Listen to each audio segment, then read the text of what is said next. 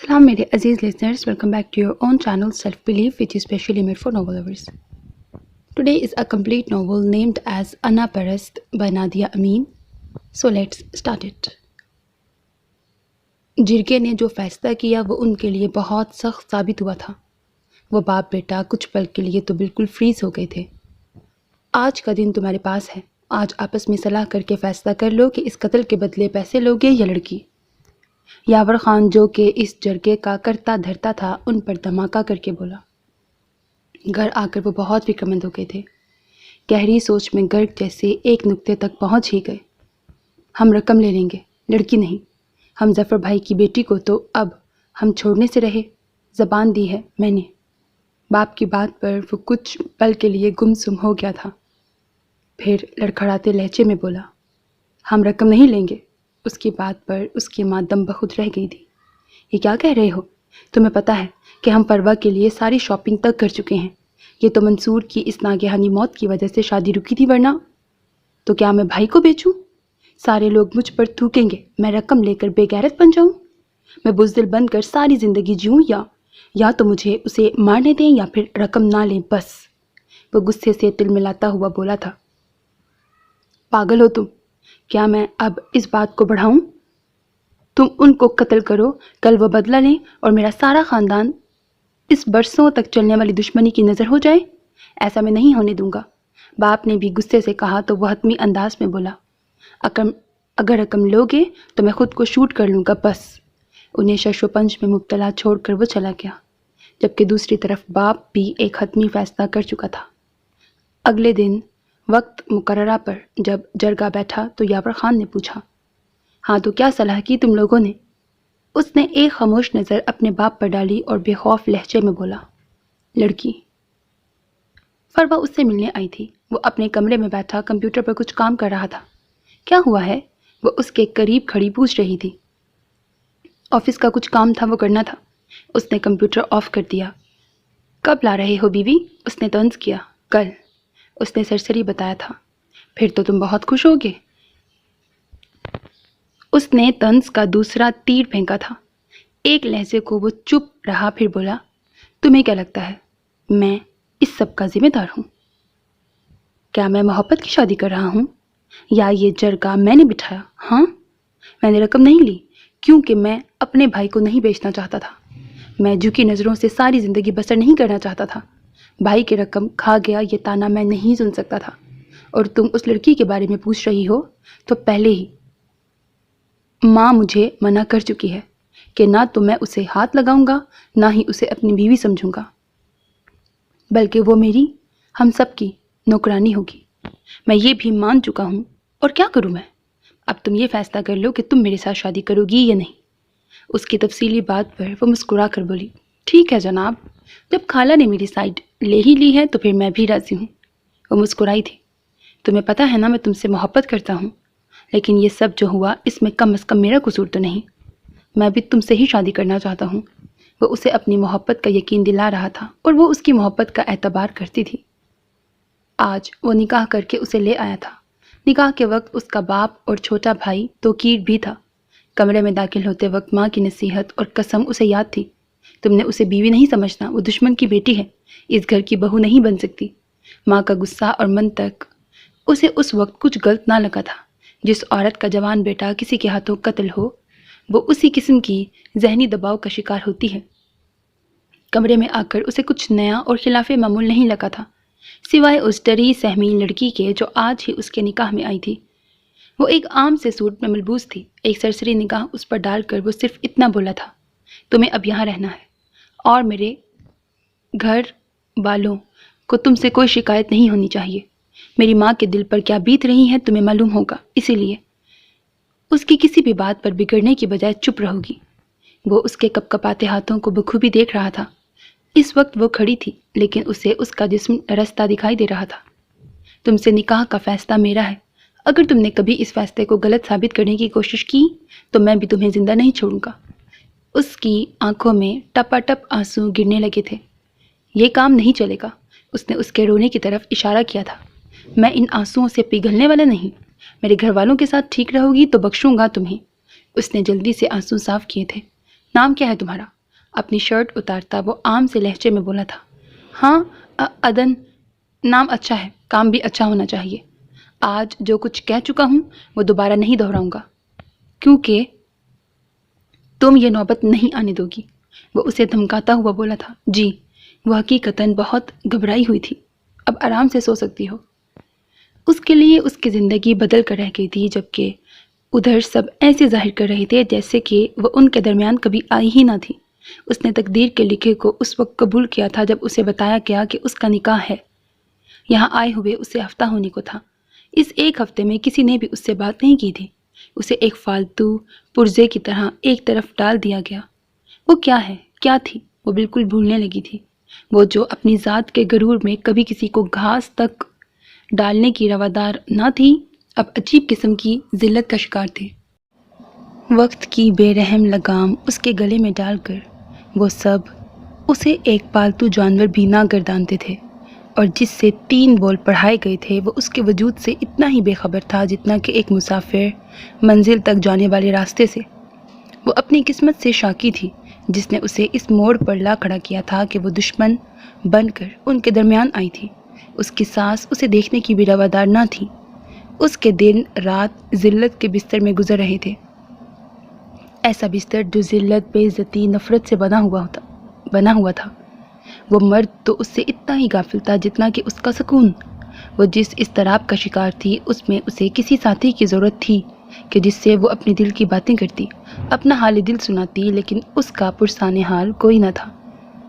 وہ اس کے کمرے میں ایک فالتو ناکارہ پرزہ تھی جو اس مرد کے استعمال میں آنے والا نہ تھا۔ رات کو وہ فروا سے باتیں کر رہا تھا۔ پاگل ہو یار، اس کا ہونا نہ ہونا برابر ہے، اس نے ڈھکے چھپے الفاظ میں کہا تھا۔ بھائی کی موت کے بعد فوراً تو دھوم دھام سے شادی نہیں ہو سکتی تھی نا، اسی لیے امی سال بعد ہی کریں گی۔ پلیز تم فضول کے خدشات نہ پالو، سب ٹھیک ہوگا۔ تم اس سے ڈرتی ہو، اس میں ایسی کوئی خاص بات نہیں کہ جس سے تم ہراساں ہو۔ وہ چہرے پر دلکش مسکراہٹ سجاتا بولا تھا۔ اکثر رات کو وہ فروا کے ساتھ باتیں کرتا رہتا تھا۔ اس کی باتوں سے وہ یہ اندازہ لگا چکی تھی کہ ان کی بات طے تھی اور سال بعد ان کی شادی ہونے والی تھی، جو بھائی کی موت کی بنا پر تاخیر کا شکار ہوئی تھی۔ پھر اس بات کی تصدیق ماں کی زبان سے سن کر بھی ہو گئی تھی۔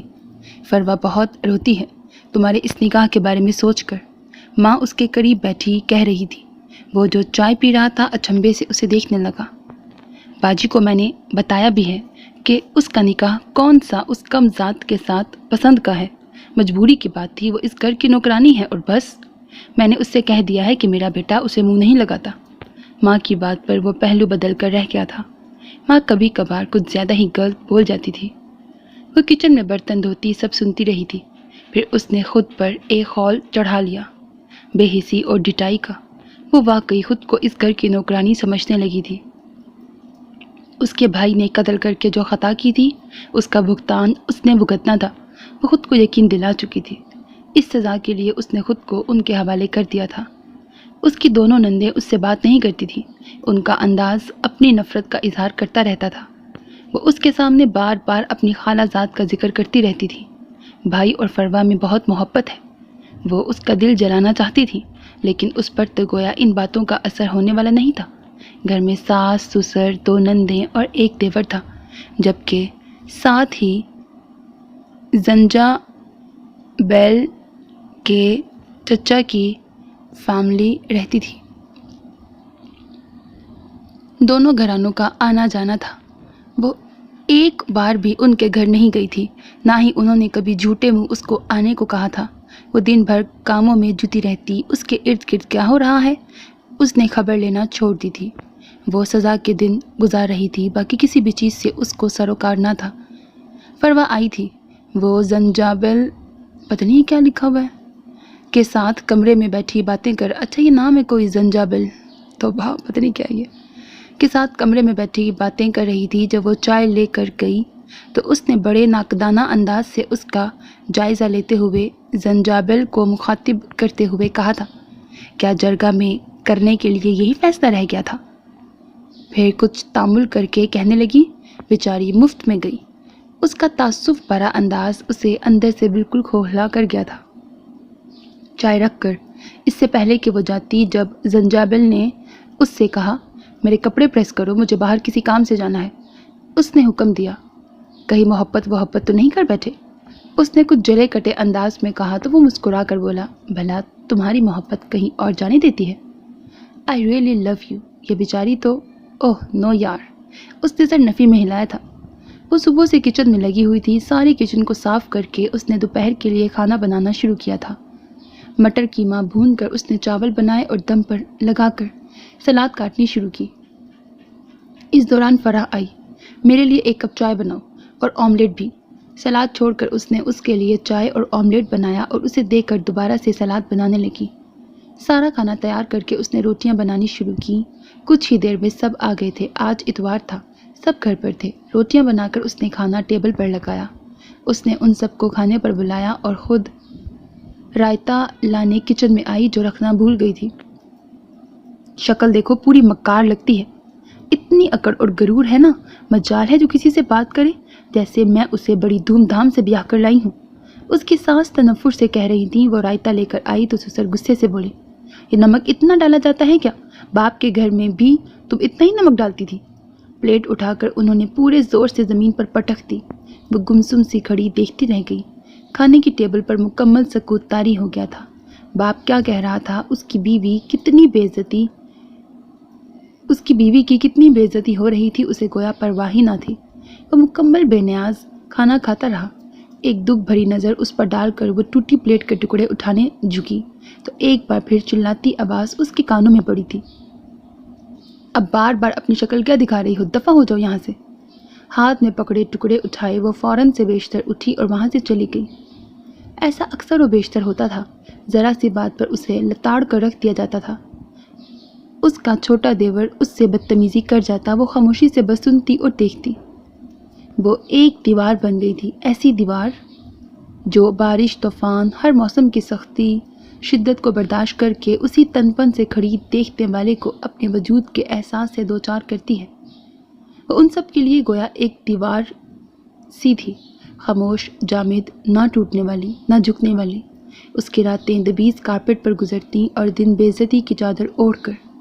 وہ زندگی نہیں جی رہی تھی بلکہ زندگی اسے جی رہی تھی۔ رات دیر تک وہ فروا کے ساتھ محبت بھری باتیں کرتا رہا تھا، اسی لیے صبح کافی دیر سے جاگا تو اس کا غصہ بھی اسی پر اتارا۔ تم نے صبح مجھے اٹھایا کیوں نہیں؟ مجھے آفس سے دیر ہو گئی ہے، کہاں ہوتی ہو ہر وقت خیالی چہرہ لیے؟ اتنے عرصے میں اتنی تفصیلی بات اس نے پہلی بار کی تھی۔ جواباً وہ خاموش رہی۔ اگر وہ صفائی میں کچھ بولتی تو وہ اس کے لیے زیادہ برا ثابت ہو سکتا تھا، جو کہ کئی بار ہو چکا تھا، اسی لیے اب وہ خاموش ہی اختیار کیے ہوتی تھی۔ یہاں آئے ہوئے اسے 10 مہینے ہونے لگے تھے۔ آہستہ آہستہ گھر میں اس کی شادی کی تیاریاں شروع ہونے لگیں۔ شاپنگ ہو رہی تھی۔ فروا بھی یہاں آ کر ان کے ساتھ بازار جا کر اپنے لیے شاپنگ کرتی تھی۔ اسے لگ رہا تھا کہ وہ ان سب کے لیے اتنی ہی غیر اہم ہے جتنی کہ وہ خود اپنے لیے۔ صبح سے موسم ابر آلود تھا اور کسی وقت تو بارش کے قطرے زمین کے پیاس کو بجھانے بھی لگتے۔ وہ آفس سے آج جلدی گھر چلا آیا تھا کہ موسم کچھ بے اعتبار سا ہو رہا تھا۔ کمرے میں داخل ہوتے ہی اسے سسکی کی آواز سنائی دی۔ یکدم آواز کی سمت اس نے دیکھا، لیکن اس سے پہلے ہی وہ ہڑبڑا کر اٹھی اور سر پر دوپٹہ ڈال کر کچھ گھبراہٹ میں ارد گرد دیکھنے کی کوشش کرنے لگی۔ اس کی موٹی آنکھیں آنسوؤں سے لبریز تھیں، اس کی گھنی لمبی پلکیں آنسوؤں سے تر اس وقت اس کے چہرے پر کربناک تاثرات پیدا کر رہی تھیں۔ کچھ پل وہ بڑی خاموشی سے اسے دیکھتا رہا۔ کچھ ساتھ بعد اس کے قریب آ کر بولا، گھر پر کوئی نہیں ہے کیا؟ اس نے سر نفی میں ہلایا۔ اس وقت آنسوؤں کا گولا اس کے حلق میں پھنسا تھا، اسی لیے وہ بول نہ پائی تھی۔ جانے کیا ہوا کہ وہ اس کے قریب گیا اور اس کی آنکھوں میں جھانک کر بولا، تم رو رہی ہو، وجہ بتاؤ گی؟ آج پہلی دفعہ اس نے اس پر دھیان دیا تھا۔ وہ حیرت کے عالم میں کھڑی کچھ پل تو بالکل شوق رہی، پھر کچھ توقف کے بعد بولی، چائے لاؤں؟ اپنی بات کے جواب میں مختلف جواب نے اسے کچھ پل کے لیے خاموش کر دیا تھا۔ پھر کچھ توقف کے بعد بولا، ہاں لے آؤ۔ وہ جلدی سے نکل گئی تھی۔ شادی کی تیاریاں عروج پر تھیں۔ وہ خود بھی بہت خوش تھا۔ خوشی اس کے پورے وجود سے پھوٹتی نظر آ رہی تھی۔ آج کل ہر وقت اس کے چہرے پر ایک مسکراہٹ طاری رہتی۔ اس کا رویہ اس کے ساتھ بھی تھوڑا بہت نرم سا ہو گیا تھا کہ وہ اب ایک آدھ بات کر لیتا تھا۔ رات جب وہ سونے کے لیے لیٹی تو وہ اسے بلا کر بولا، یہ لو روپے، اگر اپنے لیے کچھ خریدنا چاہو۔ اس نے اس کے ہاتھوں میں دبے نوٹوں کو ایک نظر دیکھا اور پھر بنا کچھ کہے خاموشی سے لے لیے تھے۔ وہ اپنا زیادہ وقت پودوں اور درختوں کے ساتھ بتانے لگی تھی۔ جب بھی فارغ ہوتی پودوں کی کیاریوں میں گھسی پودوں کی کاٹ چھانٹ کر رہی ہوتی۔ چچا الیاس کے دونوں لڑکے جن کی عمریں 10 اور 8 سال کی تھیں اس کے بہت اچھے دوست بن گئے تھے۔ وہ ہر وقت اس کے پاس بیٹھے باتیں کرتے رہتے۔ 8 سالہ ذکی کو تو گویا اس سے ملے بنا چین نہ آتا تھا۔ وہ نوٹ کر رہا تھا کہ وہ خود کو مکمل مصروف کیے ہوئے تھی۔ اس وقت بھی وہ سب آج شاپنگ دیکھ رہے تھے جبکہ وہ دور بیٹھی ذکی کے ساتھ باتیں کرتی کسی بات پر مسکرائی تھی۔ پھر ذکی کا ہاتھ پکڑ کر اسے گدگدانے لگی تھی۔ وہ کھلکھلا رہا تھا۔ نہ چاہتے ہوئے بھی اس کی توجہ شاپنگ اور متعلقہ چیزوں کی جانب مبذول نہ ہو سکی تھی۔ وہ مسلسل اسے دیکھے جا رہا تھا۔ وہ اس وقت ماحول سے بے نیاز اس بچے کے ذریعے سکون محسوس کرنا چاہ رہی تھی یا شاید وہ اس گھر اس شخص سے بالکل بے نیاز ہو گئی تھی۔ شادی کے دن قریب آ رہے تھے۔ اس نے آفس سے چھٹیاں لے لی تھیں۔ وہ اس شادی پر بالکل مطمئن دکھائی دے رہی تھی۔ اکثر نظریں اس نے خود پر اٹھتی محسوس کی تھیں جو بڑی ترحم بھری تھی، جن میں اس کے لیے ترس تھا، رحم تھا، لیکن وہ خود پر رحم نہیں کھا رہی تھی۔ اسے اپنا آپ اتنا ہی لاتعلق نظر آ رہا تھا جس طرح کوئی بھی نارمل بندہ اس شادی میں شریک ہو کر خود کو لاتعلق محسوس کر سکتا تھا۔ وہ اس شادی سے ناراض نہیں تھی، وہ خود کو یہی جتا رہی تھی۔ بارات کے دن اس کا سوٹ اس نے سنبھال کے رکھا تھا۔ جب وہ تیار ہونے کمرے میں آیا تو سوٹ مل نہیں رہا تھا۔ نوکر کے ذریعے اس نے اسے بلوایا۔ کہاں رکھے ہیں کپڑے؟ تمہیں پتہ ہے نا کتنی دیر ہو رہی ہے؟ اس نے کچھ برہمی سے کہا۔ خاموشی سے کپڑے نکال کر اس نے اس کے بیڈ پر رکھے اور جانے لگی کہ وہ اسے روکتے ہوئے کہنے لگا، بارات میں تم جاؤ گی؟ یہ سوال تھا یا وہ بتا رہا تھا؟ اسے سمجھ نہ آئی تھی۔ وہ کچھ الجھن امیز انداز میں دیکھنے لگی تو وہ وضاحت کرتے ہوئے بولا، کس کی گاڑی میں جاؤ گی؟ میں گھر پر رہوں گی، ادھر کام بھی پڑے ہیں، کسی کا گھر پر رہنا تو ضروری ہے نا۔ میں رکوں گی، میں نے امی سے کہہ دیا ہے۔ تفصیل سے بتا کر جانے لگی کہ ایک بار پھر اس نے کہا، دیکھو مجھے تم سے ایک ضروری بات کرنی ہے۔ کچھ دن تک تو ہم اس دوسرے کمرے میں رہیں گے، لیکن دراصل مجھے اپنے کمرے میں رہنے کی عادت ہے، اسی لیے ہم ادھر شفٹ ہوں گے۔ وہ کیا کہنا چاہ رہا تھا وہ بخوبی سمجھ رہی تھی، اس لیے سر ہلاتی کہنے لگی، سارا گھر آپ کا ہے، اس میں پوچھنے کی ضرورت ہے نہ ہی بتانے کی۔ وہ بارات کے ساتھ نہیں گئی تھی کہ گھر میں کام پڑے تھے جو اسے کرنے تھے۔ رات کافی دیر میں ان کی واپسی ہوئی۔ فروا دلہن بنی بہت پیاری لگ رہی تھی۔ وہ دونوں ساتھ بیٹھے بڑے اچھے لگ رہے تھے۔ اس وقت سب سے دور وہی کھڑی تھی۔ آج بھی وہ ان میں سے نہیں تھی، ان سے الگ تھی، ان کا حصہ نہیں بنی تھی، ایک ٹوٹا حصہ تھی جو خستہ حالی کا شکار ہو رہی تھی۔ صبح ناشتے کے لیے وہ ان کے کمرے کے دروازے پر دستک دینے لگی کہ دروازہ یکدم سے کھلا تھا۔ سامنے وہ کھڑا ایک پل کے لیے تو بالکل چپ سادھے رہا، پھر اسے اندر آنے کا راستہ دے کر خود بھی اندر چلا آیا۔ وہ شاید باتھ روم میں تھی۔ ٹیبل پر ناشتے کی ٹرے رکھ کر وہ جانے لگی کہ کچھ یاد آتے ہی مڑ کر اسے کہنے لگی، ولیمے کا سوٹ استری کرنا ہے، کہاں ہے وہ؟ بظاہر یہ جملہ سادگی سے کہا گیا تھا لیکن اس پل اسے کچھ عجیب سا فیل ہوا تھا۔ کسی گہری سوچ سے وہ نکلتا بولا، شکور سے پتہ کرواؤ، اسی کو دیا تھا میں نے۔ اس نے بتایا تو وہ سر اسبات بہلاتی چلی گئی۔ پھر ولیمہ بھی گزر گیا۔ کچھ دنوں بعد اس نے کمرہ بدلنا چاہا لیکن فروا نے ایسا نہ کرنے دیا۔ وہ اس کے کمرے میں کسی صورت نہیں جانا چاہتی تھی، وہ اس کی اترن نہیں چاہتی تھی۔ اس اترن پر وہ سوچتی رہ گئی۔ فروا دن بدن حسین سے حسین تر ہوتی جا رہی تھی۔ وجہ زنجابل کی بے پناہ محبت تھی جو اس کے حسن کو اور رانائی دے رہی تھی۔ وہ دونوں بہت خوش تھے۔ وہ ہنی مون منانے پتنی کدھر گئے تھے۔ 15 دن رہ کر آئے۔ وہ اپنی دنیا میں مگن تھے جبکہ ادھر وہ اپنی دنیا میں مگن تھی۔ اس کا وجود خاموشی کی نظر ہو گیا تھا۔ پھر جو وہ کام کرتی تھی اس کی روٹین کچھ اس طرح سے تھی کہ اب ان کاموں میں 1 منٹ 1 لمحے کی تاخیر بھی نہیں ہوتی تھی، کیونکہ اس کی زندگی کا ہر گزرنے والا دن ایک ہی ڈگر پر تھا۔ اس میں 19-20 کا کوئی فرق نہ تھا کہ جس سے اس کی روٹین چینج ہوتی۔ ہاں، ایک چیز جو اس کی زندگی کے اوراق میں ایک اور ورق کا اضافہ کر گئی تھی وہ فروا کے طنزیہ جملوں اور نشتروں کا اضافہ تھا۔ باقی تمام روٹین ویسی کی ویسی تھی۔ وہ دونوں روزانہ شام کو باہر نکلتے، گھومتے پھرتے اور رات کو دیر سے لوٹتے۔ فروا کے آتے ہی اس کمرے میں آنا ہی وہ بھول گیا تھا۔ وہ ایک پل کے لیے بھی نہیں آتا تھا۔ ہاں، ایک فائدہ ہوا تھا کہ وہ بیڈ پر آرام سے سونے لگی تھی۔ اب اس کی دنیا، اس کے کمرے اور خود اس کے اپنے ذات تک محدود ہو گئی تھی۔ شوہر کی من پسند بیوی ہونے کا فروا بہت فائدہ اٹھا رہی تھی۔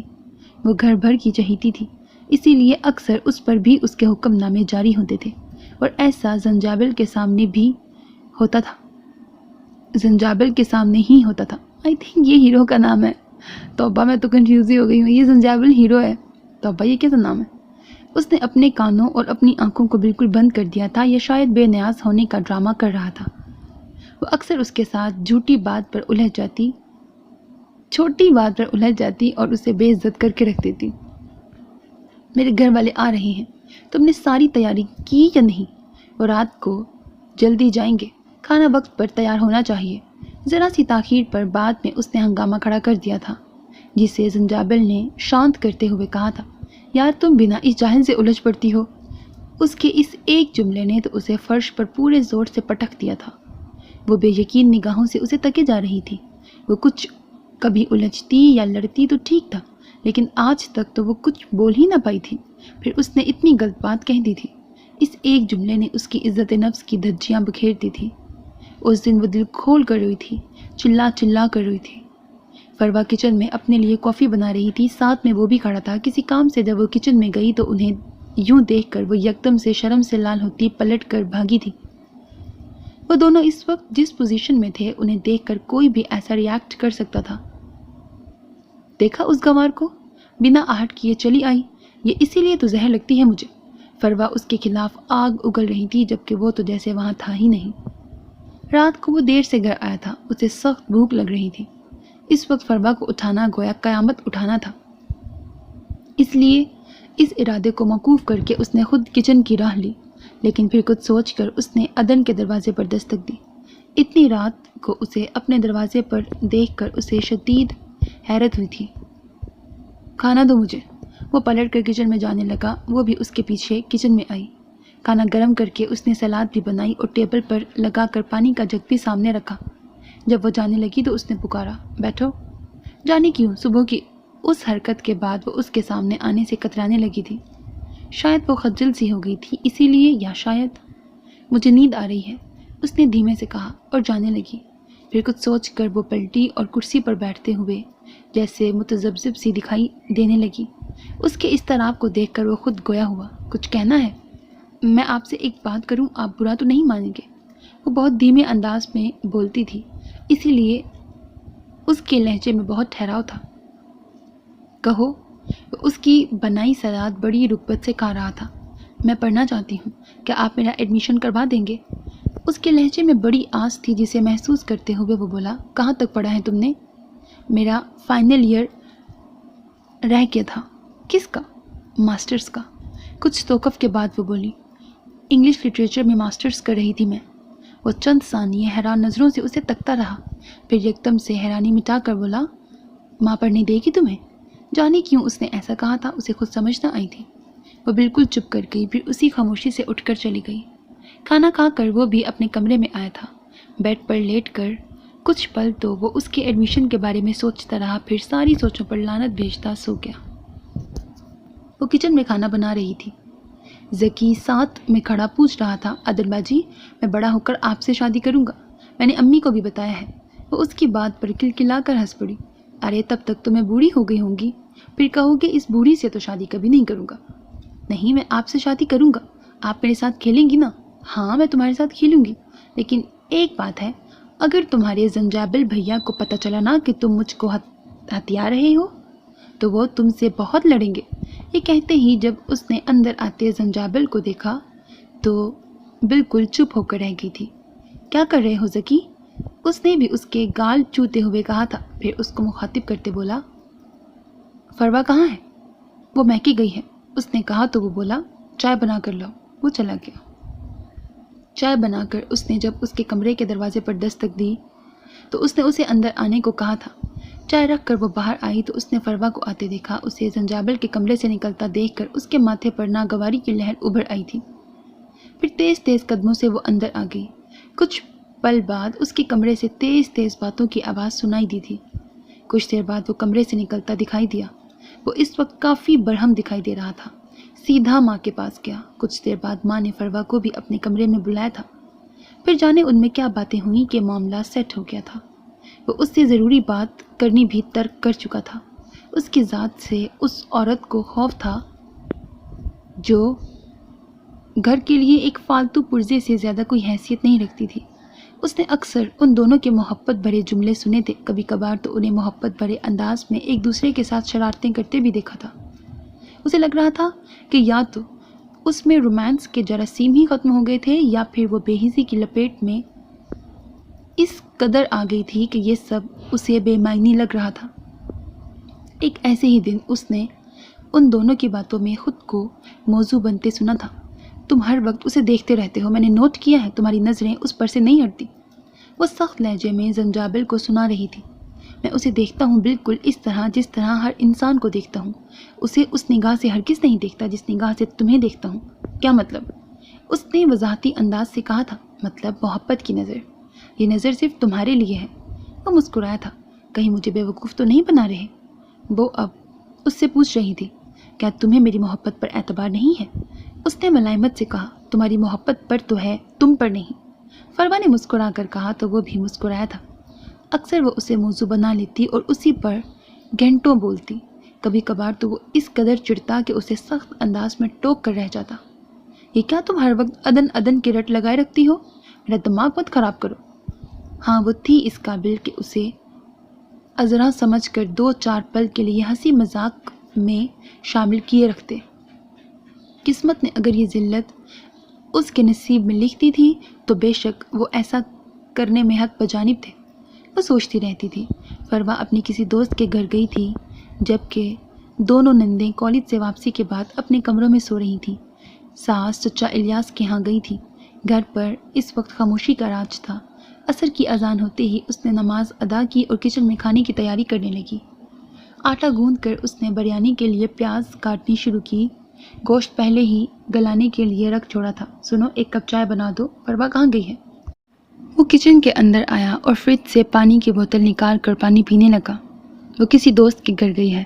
چولہے پر چائے کا پانی رکھ کر اس نے جواب دیا، میں اپنے کمرے میں ہوں، کہہ کر وہ چلا گیا۔ وہ چائے بنا کر اس کے پاس لائی چائے سائڈ ٹیبل پر رکھ کر وہ کچھ دیر تو تذبذب بھرے انداز میں کھڑی رہی، پھر کچھ ہچکچاہٹ سے کہنے لگی، مجھے کچھ رقم چاہیے۔ جانے کیوں اس پل اسے اس کی آنکھوں میں نمی دکھائی دی تھی۔ اس کی نمناک آنکھیں اس پر بہت کچھ کہہ رہی تھیں۔ اسے یہی لگا تھا۔ بنا کچھ کہے اس نے جیب سے رقم نکال کر، اس وقت اسے یہ تک نہیں معلوم ہو سکا تھا کہ اس نے اسے کتنی رقم تھمائی تھی۔ تھینکس۔ اس کا یہ ایک لفظ اس مرد کے منہ پر تماچا مارنے کے لیے کافی تھا۔ اس پل اسے اپنی مردانگی پر جتنی شرم آئی تھی، اسے اپنا آپ جتنا بے غیرت لگا تھا، اتنا شاید کبھی اپنا آپ محسوس نہ کیا ہو۔ وہ مرد تھا، وہ گھٹیا مرد جس کے منہ پر اس کی بیوی طنز کا تیر مار کر چلی گئی تھی۔ اس کی غیرت پر یہ تعزیانہ بہت بھاری لگا تھا۔ ان کی شادی کو 2 سال بیت چکے تھے۔ فروا ابھی تک ماں نہیں بن سکی تھی۔ اس کی ساس اسے علاج کی غرض سے کئی ڈاکٹروں کے پاس لے گئی تھی لیکن کوئی آسرا نہ بن سکا تھا۔ عدن کو اپنے ماں باپ بہن بھائیوں کو دیکھے 3 سال ہو چکے تھے۔ اسے لگ رہا تھا کہ اگر مزید 1-2 سال وہ انہیں نہ دیکھ سکی تو وہ ان کے چہروں کو بھول جائے گی۔ دل سوز لمحات اس کی زندگی کا حصہ بن گئے تھے۔ تحقیرانہ رویے اس کے وجود کے گرد لباس کی طرح لپٹ گئے تھے۔ کسی جاں تصور کا دور دور تک امکان نہ تھا۔ اکتاہٹ امیز انداز میں زندگی بسر ہو رہی تھی۔ ہر موسم اس کے لیے ایک جیسا تھا۔ بے التفاتی نے اسے تھکا دیا تھا۔ اس تھکاوٹ نے اس کے وجود میں وحشت بھرتی تھی۔ ان دنوں اسے اپنا آپ ذلیل ترین لگ رہا تھا۔ ایک ایسا بندہ جو زمین اور آسمان پر اکیلا کھڑا ایک رحم بھری آواز، ایک ترحم آمیز لفظ کا طلبکار ہو۔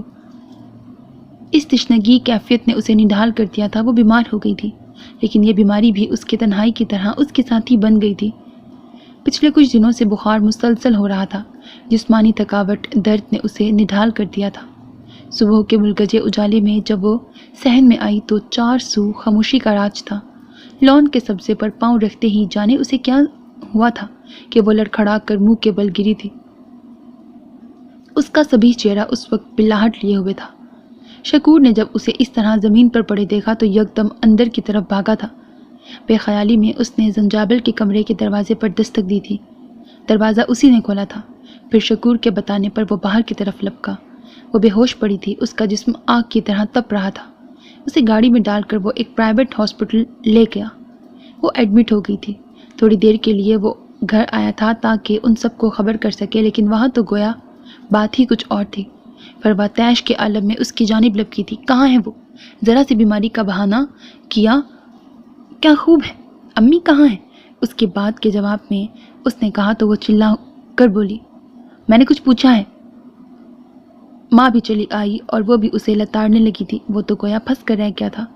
انہیں یوں بولتا چھوڑ کر وہ پھر ہسپتال آیا۔ وہ ہنوز اسی حالت میں تھی۔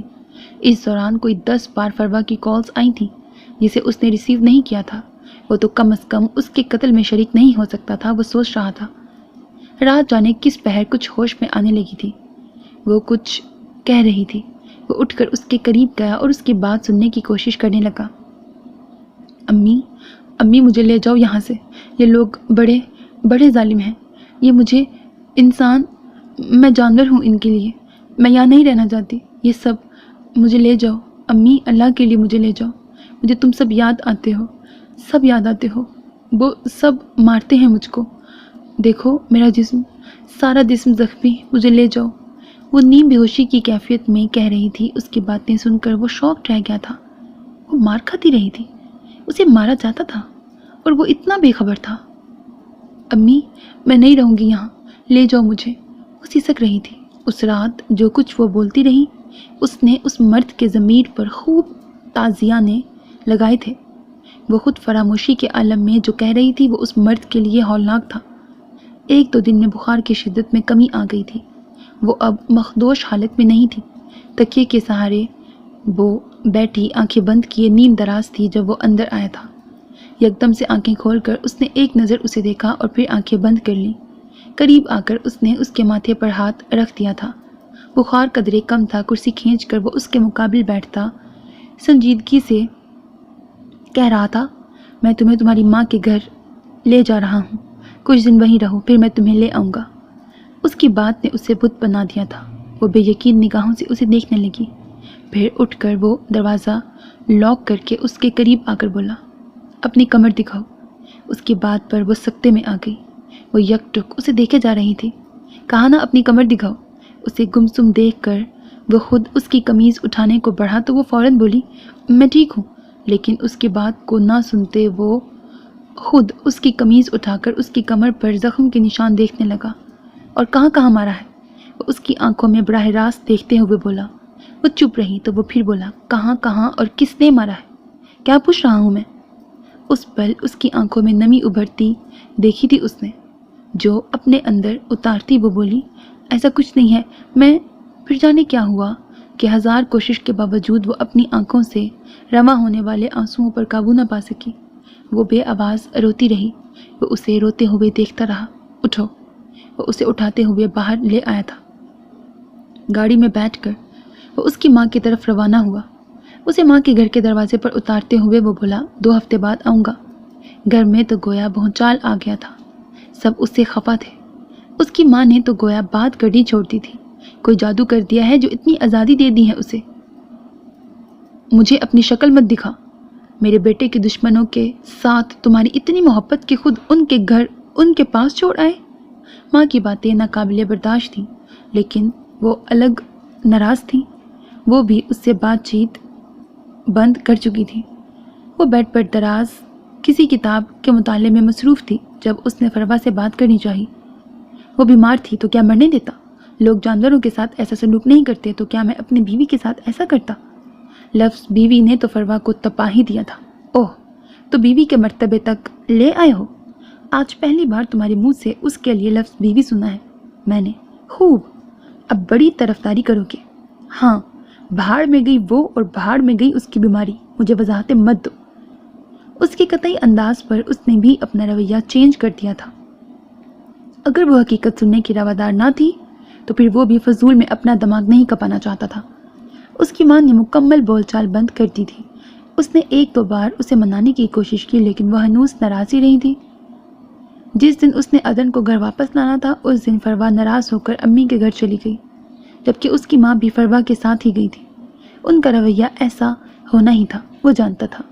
وہ جب اسے لینے گھر گیا تو ان کے لاکھ کہنے پر بھی وہ اندر نہ گیا تھا۔ کسی کام کا بہانہ کر کے وہ اسے سیدھا گھر لے آیا تھا، پھر اسے گھر پر اتار کر وہ کہیں چلا گیا تھا۔ رات جب وہ گھر آیا تو گھر پر اسے مکمل خاموشی ملی۔ اس کے کمرے کے دروازے پر دستک دینے کے لیے ہاتھ بڑھایا ہی تھا تو اس نے دروازے کو کھلا پایا۔ اندر آیا۔ کمرے میں زیرو کا بلب کی روشنی سے کمرہ نیم تاریک تھا۔ دروازہ لاک کر کے وہ بیڈ کی طرف آیا۔ وہ گہری نیند میں سو رہی تھی۔ کچھ پل سوچ کی نظر ہوئے تھے، دوسرے ہی پل وہ اس کے قریب بیٹھ گیا تھا۔ کھٹکے کی آواز پر وہ اٹھ کر بیٹھ گئی اور مندی مندی آنکھوں سے اٹھنے کی کوشش کرنے لگی۔ اس نے براہ راست لیٹ کر وہ کچھ پل اسے دیکھتا رہا، پھر کہنے لگا، میں نے 2 ہفتوں کا وعدہ کیا تھا نا، ورنہ اس سے پہلے آ جاتا۔ تمہاری طبیعت کیسی ہے اب؟ ٹھیک ہے، اس نے مختصر جواب دیا۔ آج کے بعد سے جس نے تم پر ہاتھ اٹھایا تو تم مجھے بتاؤ گی، مجھ سے چھپاؤ گی نہیں۔ اس کا ہاتھ اپنے ہاتھ میں لیتا وہ بولا، جو زخم میں نے دیا ہے اس کا مداوع بھی میں ہی کروں گا۔ وہ خاموشی سے سن رہی تھی، پھر بولی، وہ سب خفا ہوں گے، میں نہیں چاہتی کہ کوئی مشکل کڑی ہو۔ اس نے اسے کسی بھی قسم کے خطرے سے آگاہ کیا تھا۔ یہ تمہارا مسئلہ نہیں ہے، میرا ہے، اور تم وہ کرو جو میں کہوں بس۔ وہ اس کے معاملے میں ہمیشہ سخت رہا تھا۔ قصور میرے بھائی کا تھا، لیکن خطاوار میں ٹھہرائی گئی۔ ادھر وہ سب کچھ اور چاہتے ہیں اور آپ کچھ اور۔ آپ تو آرام سے آفس چلے جائیں گے، لیکن گھر پر میں کیا کیا فیس کروں گی یہ صرف مجھے پتہ ہے۔ میں آپ کا ساتھ نہیں دے سکتی۔ تم سے مشورہ میں نے کب مانگا؟ یہ میری بھی زندگی ہے، میرا بھی حق ہے کہ میں کچھ بولوں اپنے لیے۔ کیا میں کٹ پتلی ہوں جو؟ پہلے آپ نے کہا تھا کہ میں سب کی شکایتیں نہ کروں، اب کہہ رہے ہیں کہ میں آپ کو بتاؤں۔ پہلے مجھے دیکھنے کے روادار نہ تھے، اب۔ وہ چند ثانیے خاموش رہی اور پھر بولی، میں اب اور سہنے کی طاقت نہیں رکھتی۔ وہ سب مجھ سے نفرت کرتے ہیں، لیکن آپ کے اس اقدام کے بعد میں ان کے لیے دنیا کی ذلیل ترین مخلوق بن جاؤں گی۔ وہ آپ کو تو برا نہیں سمجھیں گے، صرف مجھے سنائیں گے۔ میں نہیں چاہتی کہ مجھ پر یہاں اور زندگی تنگ ہو۔ آپ فروا کو اپنی بیوی سمجھیں، مجھے اپنے حقوق نہیں چاہیے۔ اس نے حتمی فیصلہ کیا، جس پر وہ بڑے مزے سے مسکراتا بولا، تو کیا تم سے اپنا حق لینے کے لیے اب مجھے زبردستی کرنی پڑے گی؟ وہ اسے چپ لیکن بے تاثر انداز میں دیکھتی رہی۔ جب میں ایسا نہیں چاہتی تو آپ کو کیا تکلیف ہے؟ مجھے تکلیف ہے، جب میرے ساتھ رہو گی تو میری مانو گی۔ وہ پرسکون سا گویا تھا۔ میں آپ کو اس قدر ازراں لگتی ہوں کہ جب جی چاہا پھینک دیا، جب جی چاہا استعمال کیا۔ وہ بے یقینی سے دیکھتی جیسے شوق میں تھی۔ یعنی تم ضد کرنے لگی ہو؟ انا ہے نا؟ وہ استہزائیہ انداز میں ہنسا اور پھر سختی سے بولا، انا کی بات بیچ میں لاؤ گی نا تو بہت پچھتاؤ گی۔ میں کیا ہوں تمہیں اس کا اندازہ نہیں۔ تم انتقاماً اپنی ضد پر اڑ گئی ہو، یہی بات ہے نا؟ وہ سنجیدہ ہوا تھا۔ ایسا نہیں ہے، وہ روحان سے لہجے میں کہتی تڑپ اٹھی تھی۔ تو پھر کیا ہے؟ وہ غصے سے دبے دبے لہجے میں دانت چباتا بولا تھا، میری زندگی اجیرن ہو جائے گی۔ میں آپ کو کیوں سمجھ نہیں آ رہی؟ اگر فروا نے آپ کو یہاں دیکھا تو وہ مجھے زندہ درگور کر دے گی۔ اور رونے لگی۔ پھر آنسو؟ میں نے منع کیا تھا نا، میں تمہارے آنسوؤں سے پگھلنے والا نہیں۔ انا کی بات ہے تو پھر ایسا ہی صحیح، میں دیکھتا ہوں تم مجھے کیسے دھتکارتی ہو۔ صبح وہ جلدی اٹھی تھی، وہ گہری نیند سو رہا تھا۔ نہا کر جب وہ باہر نکلی تو اس نے اسے سیل پر بات کرتے دیکھا۔ وہ کسی سے ڈاکیومنٹس کی بات کر رہا تھا۔ وہ ایک سرسری نگاہ اس پر ڈال کر جانے لگی کہ سیل آف کر کے وہ اس سے بولا، ادھر آؤ۔ نہ چاہتے ہوئے بھی وہ کچھ قدم چل کر اس کی جانب آئی۔ یہ سوگ کیوں منا رہی ہو؟ پھر اس کے گیلے بالوں میں انگلیاں پھیرنے لگا وہ خاموش کھڑی رہی۔ جب وہ مزید بے تکلفی دکھانے لگا تو اس نے ایک جھٹکے سے مڑتے کہا، مجھے کام ہے۔ اس کی حرکت پر وہ مسکراتا رہا۔ مجھ سے زیادہ ضروری کام ہے؟ پھر مسکراتا بولا، غصے میں کافی اچھی لگتی ہو۔ کیوں؟ مجھ میں تو کوئی خاص بات نہیں تھی۔ یہی کہا تھا نا آپ نے پہلے؟ اسے اس کی پرانی بات یاد دلاتی جب وہ اشتعال انگیز انداز میں بولی تو وہ ایک کہکہا سا لگاتے اسے گلے لگاتے بولا، پہلے کی نہیں اب کی بات کرو، میری رات کو حسین۔ وہ اسے دھکیلتی چلی گئی۔ وہ فروا اور ماں کو منا کر لے آیا تھا۔ اس کا رویہ فروا کے ساتھ پہلے جیسا ہی تھا، جبکہ وہ اس سے کچھ لفظ مٹا ہوا ہے، پتہ نہیں کیا لکھا ہوا ہے، پتہ نہیں کیا محسوس ہو رہی تھی۔ اس وقت بھی وہ فروا کو منانے کی کوشش کر رہا تھا، چلو تمہیں شاپنگ کراتا ہوں۔ وہ ہنوز خاموش تھی تو یک دم سے اس کا ہاتھ پکڑ کر اسے اپنے قریب کرتے ہوئے بڑے جذب کے عالم میں کہنے لگا، اس کے یہاں رہنے سے تمہیں کوئی خوف کیوں ہے؟ دیکھو میں اسے طلاق دے نہیں سکتا کہ جرگے کا فیصلہ کیا ہوتا ہے تمہیں پتہ ہے، گھر سے بھی نہیں نکال سکتا کہ یہ سب طے ہوا تھا، پھر بتاؤ کیا کروں میں؟ وہ اسے رام کر رہا تھا، تو اتنا میٹھا بننے کو بھی تو جرگے نے نہیں بولا تھا۔ وہ گویا اس پر الٹ پڑی تھی۔ وہ مسکرایا۔ ذہن کے پردے پر اس کے ساتھ بیتی رات کی فلم کچھ اس طرح لہرائی کہ وہ چپ کر گیا۔ چپ کیوں ہو گئے؟ اسے یکدم خاموش پا کر وہ بولی تھی، تم کچھ بھی کہو پر وہ بیوی تو ہے نا میری۔ اب میں اس رشتے سے جان تو نہیں چھڑوا سکتا، اور پھر یہ فیصلہ میرا نہیں ہے، یہ سب کا مشترکہ فیصلہ تھا۔ پھر تم سب مجھے اس معاملے میں کیوں گھسیٹ رہے ہو؟ تم آج کل اس کے ساتھ کچھ زیادہ ہی ہمدردیاں دکھا رہے ہو، مجھے اچھا نہیں لگتا۔ اس نے دل کی بات بتائی تو وہ مسکراتے ہوئے بولا، فضول کی سوچیں رہنے دو اور کچھ پیار بھری باتیں کرو۔ یقین کرو کب سے ترس رہا ہوں تمہاری ایک پیار بھری بات کے لیے۔ اس پل وہ مان گئی تھی کہ وہ اس کو چاہتی بھی بہت تھی۔ اس کی محبت اسے اس سے بدگمان کر دیتی تھی جس میں وہ خود کو سراسر بے قصور سمجھتی تھی۔ چچا الیاس کی بیٹی کی شادی تھی، سب وہاں گئے تھے، وہ گھر پر رہ گئی تھی۔ اس کی عجیب حالت تھی، وہ بہت سستی اور تکان محسوس کر رہی تھی، اور کئی بار تو اسے ابکائی بھی آئی تھی۔ اپنے ساتھ ہونے والی گڑبڑ کا اسے بخوبی اندازہ ہو رہا تھا۔ سب سے بڑا طوفان اس خبر سے آنے والا تھا۔ وہ اس کا سوچ سوچ کر اور بھی پریشان ہو رہی تھی۔ لان میں بیٹھی وہ اپنی سوچوں میں منہمک تھی جب وہ آ کر اس کے قریب کی کرسی پر بیٹھ گیا۔ وہ خاموشی سے اس کے چہرے کو پڑھ رہا تھا۔ یکدم سے ہڑبڑا کر وہ نظریں پھیر کر درخت پر بیٹھے کووں کو دیکھنے لگی۔ پھر جانے کیا سوچ کر وہ اس کی طرف دیکھتی کہنے لگی، آپ مجھے کسی طرح سے ہسپتال لے جا سکتے ہیں؟ اس کی بات پر وہ سوالیہ انداز میں کچھ دیر تکنے لگا، پھر بولا، کیوں؟ مجھے کام ہے۔ اس کی آواز پرسکون تھی۔ تمہیں جو کام ہے وہ مجھے معلوم ہے۔ حیرت سے وہ یکدم سر اٹھائے اس کی طرف دیکھنے لگی تھی۔ میرے بچے کو کوئی نقصان نہیں پہنچنا چاہیے، سمجھی تم؟ آپ کو کس طرح؟ وہ الجھن بھرے انداز میں کہنے لگی تو وہ بولا، ایسا کوئی بھی خیال دل سے نکال دو، مجھے بچہ چاہیے، اور ہاں، رات کو کمرے کا دروازہ لاک نہیں کرنا، میں آؤں گا۔ یہ کہتے ہی وہ اٹھ کر گیٹ سے نکل گیا تھا، جبکہ وہ اس کی باتوں پر حیران و پریشان رہ گئی تھی۔ رات کا کھانا کھاتے ہی وہ اپنے کمرے میں سونے چلی گئی۔ جانے رات کا کون سا پہر تھا جب وہ اسے جگا رہا تھا۔ پلیز کوئی آ جائے گا، وہ ہراساں سی بولی تو وہ کہنے لگا، یہ تمہارا درد سر نہیں ہے۔ وہ اس کے برابر لیٹ گیا تھا۔ وہ اٹھی تو اس نے کھینچ کر اسے اپنے ساتھ لیٹایا تھا۔ آپ کیوں میری جان کے دشمن بن گئے ہیں؟ وہ سب بہت ناراض ہوں گے، اور اگر انہیں خبر ہوگی کہ میں پریگننٹ ہوں تو وہ تو مجھے مار ہی دیں گے۔ مجھے بہت ڈر لگ رہا ہے، میں ابارشن۔ وہ بناتا ہوا اٹھ کر بیٹھ گیا تھا۔ میں یہاں تمہاری تقریر سننے نہیں آیا، اور اس وقت تم بہت اچھی طرح سمجھ رہی ہو کہ میں کیا چاہتا ہوں۔ صبح جب وہ اٹھی تو وہ اسے بستر پر نظر نہیں آیا تھا۔ وہ شاید جلدی چلا گیا تھا۔ دوپہر کے وقت وہ پھر آیا تھا۔ دماغ ٹھکانے پر آیا ہے کہ نہیں؟ وہ کمرے میں بستر پر دراز کتاب پڑھ رہی تھی کہ ایسا مزہ صرف ان کی غیر موجودگی میں ہی وہ لے سکتی تھی۔ وہ تو اس کے پڑھنے پر بھی طنز کے تیر اس طرح چلاتے تھے کہ وہ خود کو ایک مجرم سے بھی زیادہ قصوروار سمجھنے لگتی تھی۔ وہ اٹھی اور بستر سے اتر کر سلیپرز پہن کر اپنا دوپٹہ اٹھایا۔ میں چائے لے آؤں؟ وہ شاید اس سے فرار حاصل کرنا چاہ رہی تھی۔ اس کا ہاتھ تھام کر وہ اسے روک چکا تھا۔ آپ کو اس بات کا احساس ہو نہیں سکتا۔ مجھے پتا ہے کہ مجھے کیا سننا پڑے گا۔ وہ سب بہت ناراض ہوں گے۔ میں آپ کے سامنے ہاتھ جوڑتی ہوں، میرے لیے زندگی اور مشکل مت بنائیں۔ اس نے اس کے آگے ہاتھ جوڑے۔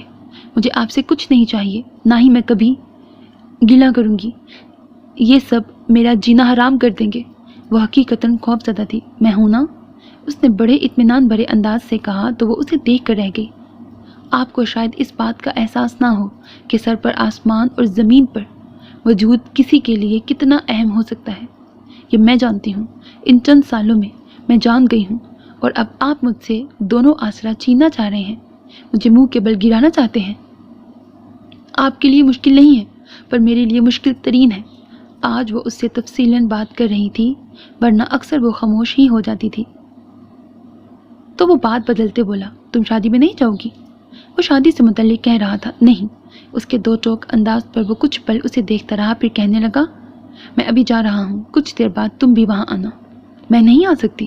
اس نے معذرت کی تو وہ اس کی آنکھوں میں آنکھیں ڈالے بولا، ضد کر رہی ہو؟ میری طبیعت ٹھیک نہیں۔ خفیف سی گھبراہٹ لیے وہ بولی، اس طرح سب سے کٹ کر تم کیا ثابت کرنا چاہتی ہو کہ تم بہت مظلوم ہو؟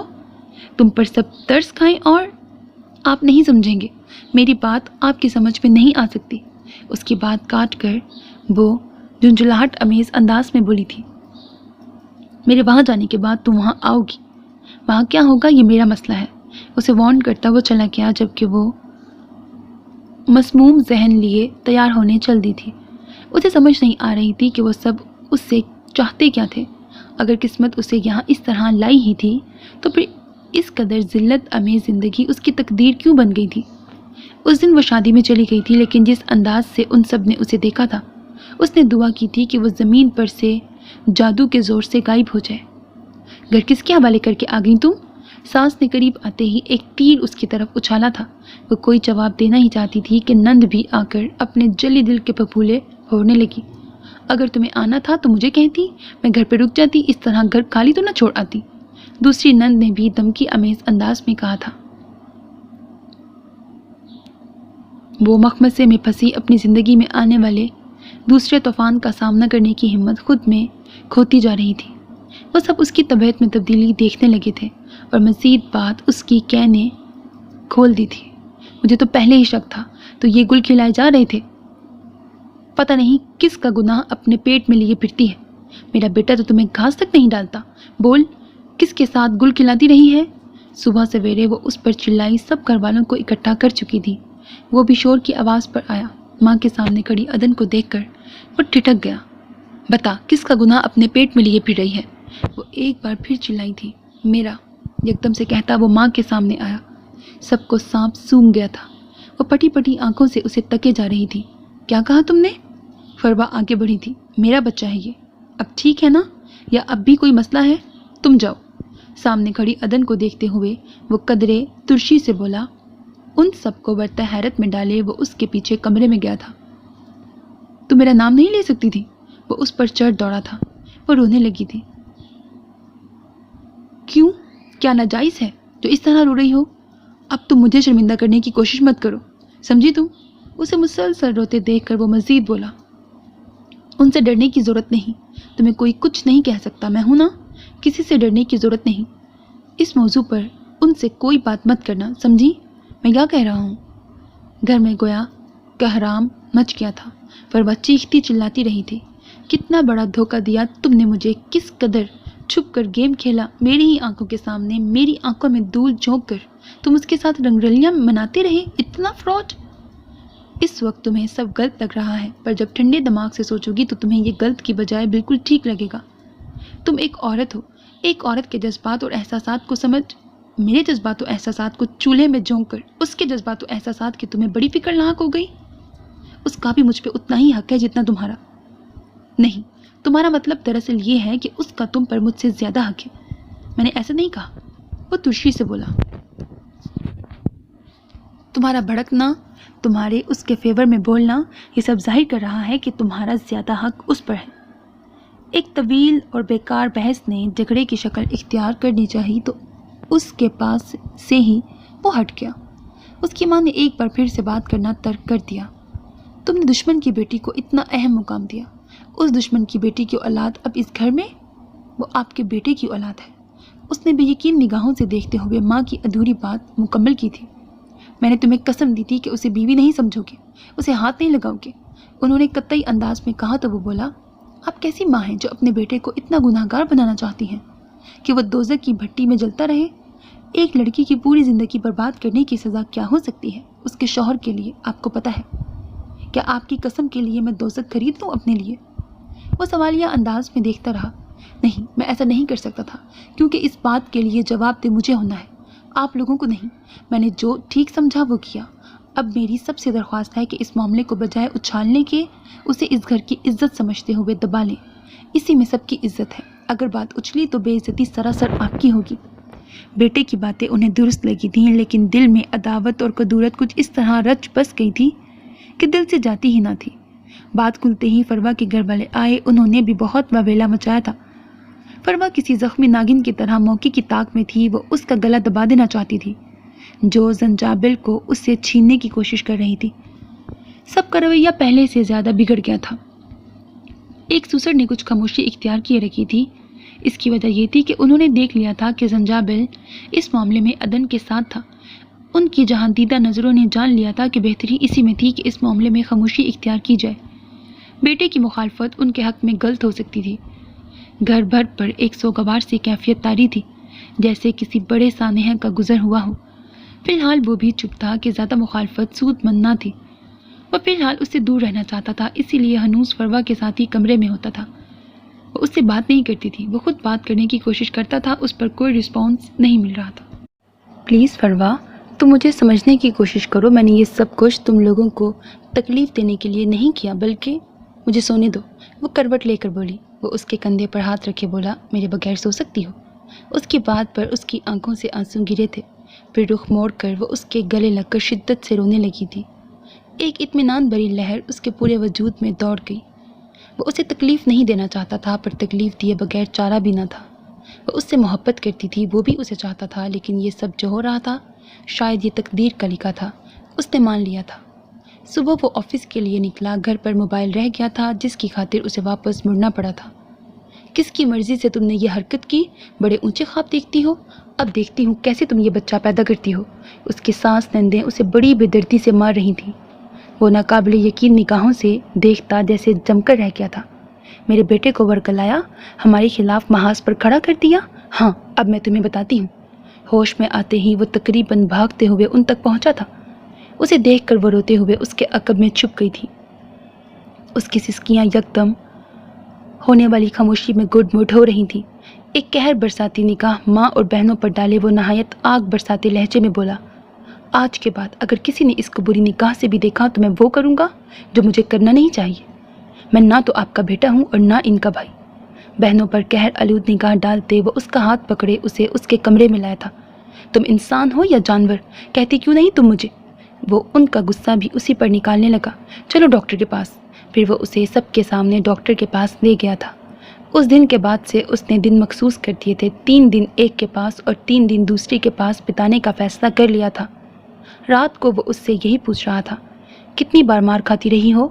اس کی خاموشی پر وہ جل کر بولا، کسی نے ایوارڈ دیا تمہیں؟ پھر کچھ توقف کے بعد بولا، میں چاہوں تو تمہیں الگ گھر میں رکھوں، پر تمہارا اس حالت میں الگ رہنا ٹھیک بھی نہیں۔ کیا کروں سمجھ نہیں آ رہی۔ وہ حقیقتاً پریشان تھا۔ یہ سب کرنے کی ضرورت ہی کیا تھی؟ وہ جو بولی تو اس پر گویا دھماکہ کر گئی تھی۔ اس کی بات پر اس کی کشادہ پیشانی شکن آلود ہو گئی تھی۔ یہ سب جھگ مارنے کے لیے کیا میں نے؟ میرا یہ مطلب نہیں تھا۔ اس نے وضاحت کرنی چاہی تو وہ اس کی بات کاٹتا بولا، اب یہ تمہیں کچھ نہیں کہیں گے، اور دوسری بات، جب میں یہاں اس کمرے میں ہوں تو صرف میری تمہاری بات ہوگی، بس۔ میں گھر والوں کے خلاف یا کسی کے بارے میں کچھ نہیں سنوں گا۔ کوئی مسئلہ ہو یا کسی سے شکایت ہو تو کہہ سکتی ہو ایک بار، بار بار ایک بات سننے کا عادی نہیں ہوں میں۔ خود ہی پنگے لیتا تھا اور اب اسے کسی کے خلاف نہ بولنے کا کہہ رہا تھا۔ وہ دل ہی دل میں خفا ہوئی تھی۔ میرا بچہ تو ٹھیک ہے نا؟ اس کا ہاتھ اپنے ہاتھوں میں لیتا وہ آنکھیں بند کر گیا تھا۔ اس نے سر اسبات میں ہلایا، جواب دو۔ ہنوز آنکھیں بند کیے وہ بولا تو وہ بولی، ٹھیک ہے۔ میرا بچہ میری طرح ہونا چاہیے، نہیں اچھا ہونا چاہیے۔ اس کے منہ سے بے ساختہ سا نکلا تھا۔ آنکھیں کھول کر اس نے اس کے چہرے کو بغور دیکھتے ہوئے کہا، میں برا ہوں؟ وہ چپ رہی۔ تم سے کچھ پوچھ رہا ہوں۔ میں نے یہ تو نہیں کہا، اس نے دھیرے سے کہا تھا۔ برا بن کر دکھایا نا تو پھر بھاگ جاؤ گی۔ اس رات اس نے اس کے زخموں پر محبت کے مرہم لگانے کی کوشش کی تھی۔ یہ فیصلہ اس مرد کا نہ تھا، تقدیر کا تھا جو کچھ اور ہی کرنے والی تھی۔ میں تمہارے ساتھ نہیں رہوں گی، حتمی انداز اختیار کیے فروا اس کے سامنے کھڑی اٹل انداز میں بولی تھی۔ اس کا ناقابل فہم رویہ اسے الجھا رہا تھا۔ تمہیں پتہ تھا کہ میں کسی کا شوہر ہوں، پہلے سے تم یہ جانتی تھی، اور تم دوسری بیوی بن کر آئی ہو، وہ نہیں، تو پھر اس طرح ریاکٹ کیوں کر رہی ہو جیسے تمہیں پہلے سے کچھ معلوم نہ تھا، اور یہ بوم اب تمہارے اعصاب پر پھٹا ہے؟ نہ چاہتے ہوئے بھی وہ کچھ تلخ ہونے لگا تھا۔ اوہ، اب سمجھی، تو میں دوسری بیوی ہوں، یعنی زیادتی۔ تم کہنا چاہتے ہو کہ میں نے زیادتی کی ہے اس لڑکی کے ساتھ؟ پھر نہایت ترشی سے کہا، اب تم فیصلہ کر لو کہ تم میرے ساتھ رہو گے یا اس کے ساتھ۔ میں تمہیں اس کے ساتھ شیئر نہیں کر سکتی، تمہیں اسے چھوڑنا پڑے گا، سمجھے تم؟ وہ چلائی تھی۔ اسے لگ رہا تھا کہ تحمل برداشت سے بات کافی آگے نکل چکی ہے۔ میں اسے چھوڑ نہیں سکتا۔ تمہیں پتہ ہے کہ یہ فیصلہ ہو چکا ہے کہ چاہے کچھ بھی ہو میں اسے طلاق نہیں دوں گا۔ پھر تم بار بار اسے چھوڑنے کی بات کیوں کر رہی ہو؟ اس کی بات پر وہ چند ثانیے کے لیے خاموش رہی، پھر کہنے لگی، تمہیں تو وہ بہت زیادہ پیاری ہے نا کہ تمہارے بچے کی ماں بننے والی ہے۔ اس کے اچانک کہے جملے پر وہ کچھ پل کے لیے چپ رہا، پھر تامل کر کے بولا، مجھے تم سے محبت ہے، تم جانتی ہو۔ تمہیں پتہ ہے جہاں محبت نہیں ہوتی وہاں بار بار محبت جتائی جاتی ہے۔ اس کے جملے نے اسے گنگ کر دیا تھا۔ تمہیں غلط فہمی ہے، اس وقت نیگیٹو سوچ رہی ہو، الٹے چشمے سے سب الٹا ہی دکھے گا، اور اگر سب الٹا ہی ہو تو؟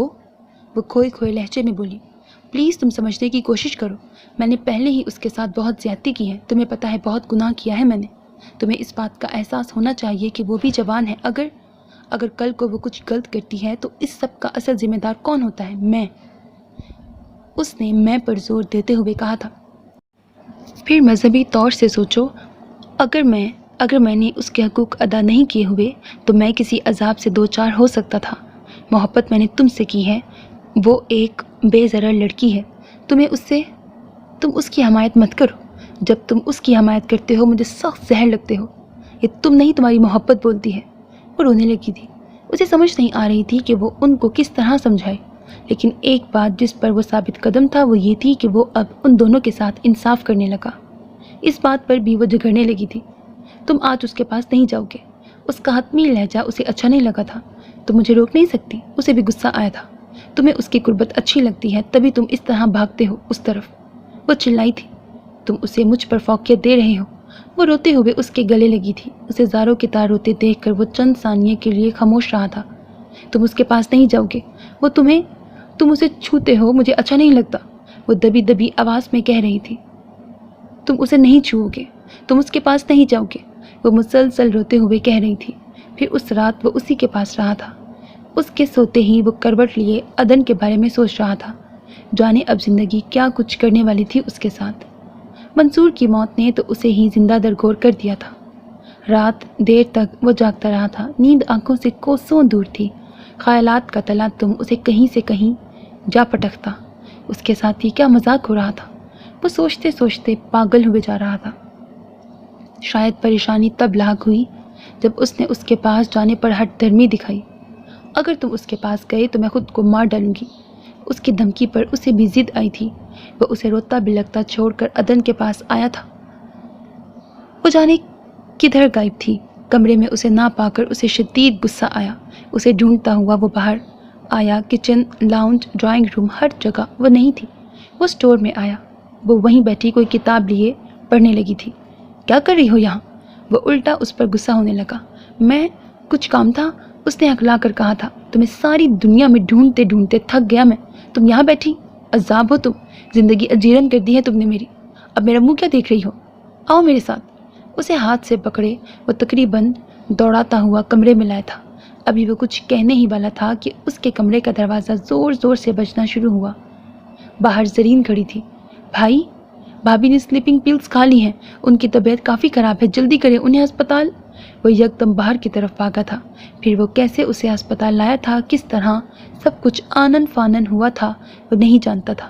شکست خوردہ انداز میں بیٹھا وہ اپنی زندگی کے بارے میں سوچ رہا تھا۔ آج اس کا شدت سے یہ خواہش وہ کر رہا تھا کہ وہ چلائے، اتنا چلائے کہ اس کے اندر کی تمام تکلیفیں ختم ہو جائیں۔ اب اس کی حالت خطرے سے باہر ہے۔ ICU سے نکلتی ڈاکٹر نے اسے تسلی امیز انداز میں کہا تھا۔ اس کی ساس اسے ہی مورد الزام ٹھہرا رہی تھی۔ اس لیے شادی کی تھی، میری پھول سی بچی کو کس قدر برباد کر کے رکھ دیا، اس دشمن کی بیٹی کے لیے۔ وہ غصے میں جانے کیا کچھ کہتی رہی تھی۔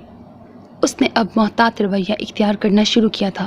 اب بھی وہ اپنے محاذ پر ثابت قدم تھا، لیکن اب اس نے سب کے ساتھ اپنا رویہ کافی بدل لیا تھا۔ اب وہ زیادہ تر خاموش رہتا تھا۔ خاموشی اس کی ذات کے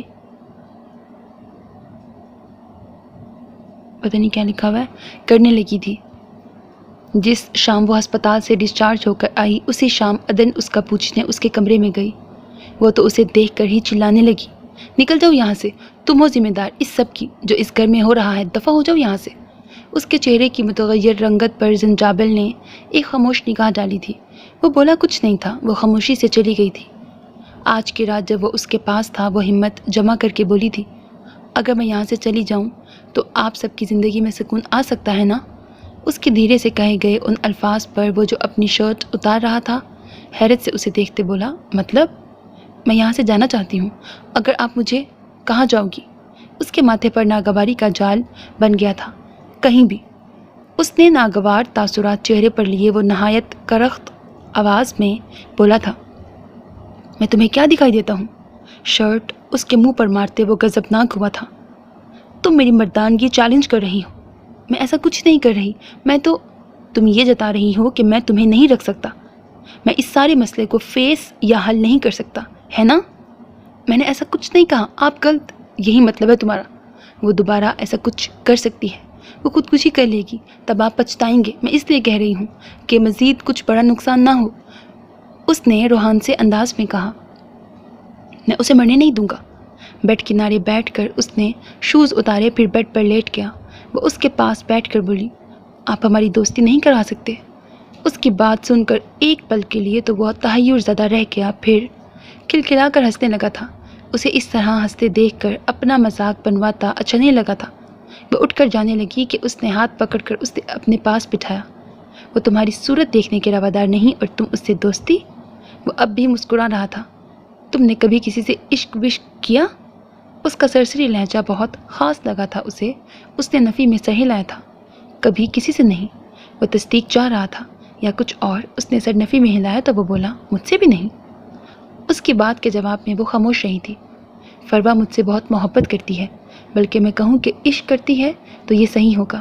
اگر مجھے تم دونوں میں سے کسی ایک کے ساتھ رہنا پڑا تو میرا فیصلہ فروا کے حق میں ہوا تو پھر کیا کرو گی تم؟ وہ پوچھ رہا تھا یا بتا رہا تھا، وہ سمجھ نہ پائی تھی۔ بولو نا، کیا کرو گی تم؟ جانے وہ کیا پوچھنا چاہتا تھا۔ تو میں اپنا بچہ لے کر چلی جاؤں گی۔ اس کے الفاظ نے اسے کچھ پل کے لیے گہرے استجاب میں ڈالا تھا۔ تم ایک بار بھی مجھے منانے کی کوشش نہیں کرو گی؟ جانے وہ کیوں ابہام بھری باتیں کر رہا تھا۔ نہیں، میں زبردستی مسلط نہیں ہونا چاہتی۔ کچھ توقف بعد وہ بولی، اگر مجھے فیصلہ کرنے دیا جائے تو، اور اگر میں تمہیں جانے نہ دوں تو؟ میں نے کہا نا، فیصلے کا حق میرے پاس رہا تو تم یہ حق لینا چاہتی ہو؟ وہ جانے کیا کرنا چاہ رہا تھا۔ وہ سوچ رہی تھی، وہ خاموش رہی تھی۔ اگر میں تمہیں کہوں کہ تمہیں حق ہے، پھر کیا کرو گی؟ چلی جاؤ گی؟ اس حالت میں، اس نے استعجاب بھرے انداز میں کہا تھا، اس حالت میں کہاں جاؤں گی؟ میں ایسا نہیں کر سکتی۔ وہ کچھ نہ بولا تھا۔ اس کے ہاں بیٹا پیدا ہوا تھا، صرف وہی تھا جو خوش تھا، لیکن اس کے چہرے پر سنجیدگی تھی۔ گھر میں اس خوشی کو کسی نے بھی سیلیبریٹ نہیں کیا تھا۔ دوسری جانب فروا کو تو آگ لگی تھی، اس کی زبان سے زہر اگل رہا تھا۔ 40 دن تک یہ کوئی کام نہیں کرے گی۔ اگر میں نے اسے کام کرتے دیکھا تو اچھا نہیں ہوگا۔ بہنوں اور ماں سے کہتا وہ آفس چلا گیا تھا۔ کتنے ناز اٹھا رہا ہے، میرے جوان بیٹے کے قاتلوں کی بیٹی کس عیش سے یہاں رہ رہی ہے، دیکھو اپنے لاڈ کو، ہمیں اس کی خدمت کا کہہ کر گیا ہے۔ اپنے شوہر کے ساتھ وہ اپنا غم غلط کر رہی تھی۔ تم لوگ بھی گزارا کرو، کم از کم اس کے سامنے تو اپنا رویہ کچھ درست رکھا کرو، یوں ظاہر کرو کہ تم سب ناراض نہیں ہو اور اس کی بیوی کی خدمت گزاری میں ہر وقت مصروف ہو۔ تھوڑا اس کا اعتماد حاصل کرو، ورنہ اس بیٹے سے بھی ہاتھ دھو لو گی۔ وہ بیوی کو لان تان کرتے آفس چلے گئے تھے۔ فروا نے ایک بار بھی بچے کو نہیں دیکھا تھا۔ وہ دن رات نفرت کی آگ میں جل رہی تھی۔ ادھر 2 مہینے ہوئے تو وہ ایک دن عدن سے بولا اگر تم چاہو تو اپنی ماں کے گھر جا سکتی ہو۔ وہ بالوں میں برش کر رہا تھا جب اس نے کہا۔ وہ یکدم خوشی سے جیسے جھوم اٹھی تھی۔ آج جاؤں؟ اس کی بے صبری پر اسے ہنسی آئی تھی۔ اگر 15 منٹ میں تیاری کر سکتی ہو تو۔ وہ گھڑی دیکھتا بول اٹھا۔ وہ جلدی جلدی بیگ تیار کر کے پہلے خود تیار ہونے لگی۔ حسن تو گہری نیند سو رہا تھا۔ جلدی کرو، دیر ہو رہی ہے، وہ اسپرے کرتا بولا۔ حسن کو پیمپر چینج کرا دوں؟ وہ جلدی سے اس کا پیمپر چینج کرنے لگی۔ اسے گود میں اٹھا کر وہ اس کے ہمراہ گاڑی تک آئی تھی۔ بیگ زنجابل کے ہاتھ میں تھا۔ انہیں اس طرح جاتا دیکھ کر فروا کو تو آگ لگ گئی تھی۔ وہ زور سے کمرے کا دروازہ بند کرتی اندر کمرے میں چلی گئی۔ کتنے دن رہ سکتی ہوں؟ وہ کچھ زیادہ ہی خوش لگ رہی تھی۔ 2 دن۔ ایک ہاتھ اسٹیئرنگ پر رکھے دوسرے سے حسن کے گال سہلانے لگا تھا۔ اسے دیکھ کر سب بہت خوش ہوئے تھے۔ وہ اندر نہیں آیا تھا، گیٹ سے ہی چلا گیا تھا۔ اس کی ماں دیر تک اسے گلے لگائے روتی رہی تھی۔ پھر بھابھی کی گود سے چھوٹے حسن کو اٹھا کر وہ اسے چومنے لگی تھی۔ وہ سب بیٹی کو دیکھ کر کھل سے گئے تھے۔ وہ دیر تک ان سے باتیں کرتے رہے تھے۔ ولی بھائی کب آئیں گے؟ وہ نازیہ بھابھی سے پوچھنے لگی۔ 3 بجے تک، میں نے ابھی کال کی ہے، وہ کہہ رہے تھے کہ میں 3 بجے تک آ جاؤں گا۔ وہ بینک میں کام کرتے تھے، آج اس کی خاطر وہ جلدی چھٹی کرنے والے تھے۔ ولی ہی نے منصور کو گولی مار کر قتل کر دیا تھا۔ کالج میں معمولی سی تکرار پہ بات اتنی بڑھ گئی تھی کہ نوبت ہاتھا پائی تک پہنچ گئی تھی۔ منصور نے ولی کو کالج کے گراؤنڈ میں سب کے سامنے تھپڑ مارا تھا اور پھر اس سے بات بگڑی اور دونوں خون میں لت پت ہو گئے تھے۔ پھر ولی نے منصور کو گولی مار دی تھی۔ دونوں خاندانوں میں بات اتنی بگڑی کہ سنبھل ہی نہ رہی تھی۔ کافی عرصے کی محنت کے بعد ہی جرگہ بٹھایا گیا تھا اور پھر اسی جرگے میں یہ فیصلہ کیا گیا کہ ان کی لڑکی کا ان کے لڑکے سے نکاح کیا جائے گا اور دیگر چھوٹی چھوٹی شرائط رکھ دی گئی تھیں۔ ولی بھی اسے یہاں دیکھ کر خوش ہوا تھا۔ زنجابل کیسا ہے؟ اس نے بہنوئی کے بارے میں پوچھا۔ ٹھیک ہے وہ۔ پھر اس کے گھر میں یہ 2 دن بڑے مصروف گزرے تھے۔ ان کی کزنز ان کے گھر آئی تھیں اس سے ملنے، اسے بچے کی مبارکباد بھی دی۔ شام کے 6 بجے اس نے فون کیا تھا، میں تمہیں لینے آ رہا ہوں، تیار رہو۔ پھر وہ اسی وقت مقررہ وقت پر آیا تھا۔ ولی کے پرزور اصرار پر بھی وہ اندر نہیں آیا تھا۔ وہ اندر کیوں نہیں آتا تھا اسے معلوم تھا۔ اس کی غیرت کو یہ گوارا نہ تھا کہ وہ بھائی کے قاتل کے گھر رکے اور لوگوں کی ملامت سمیٹے۔ نہیں، پھر کبھی صحیح۔ اس نے انکار کر دیا۔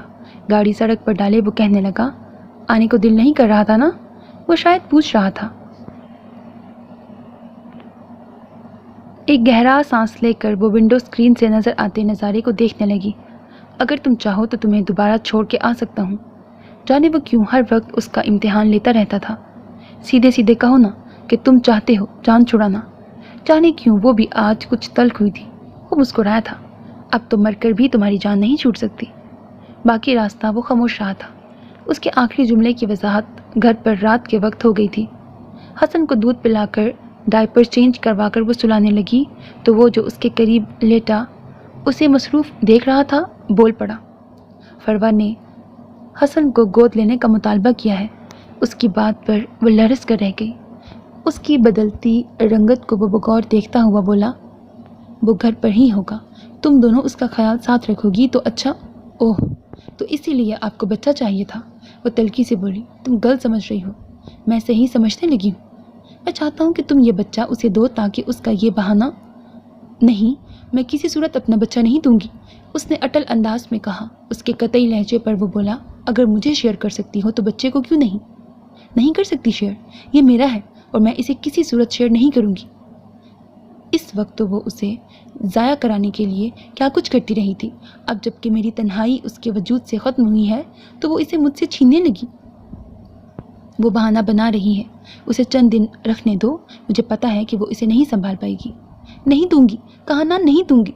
اس کے ضدی لہجے پر وہ ناگوار تاثرات لیے اٹھا۔ میرا بھی بیٹا ہے یہ، تو مجھے مار ڈالو، میری موت کے بعد تم اسے دے سکتے ہو۔ وہ رونے لگی تھی۔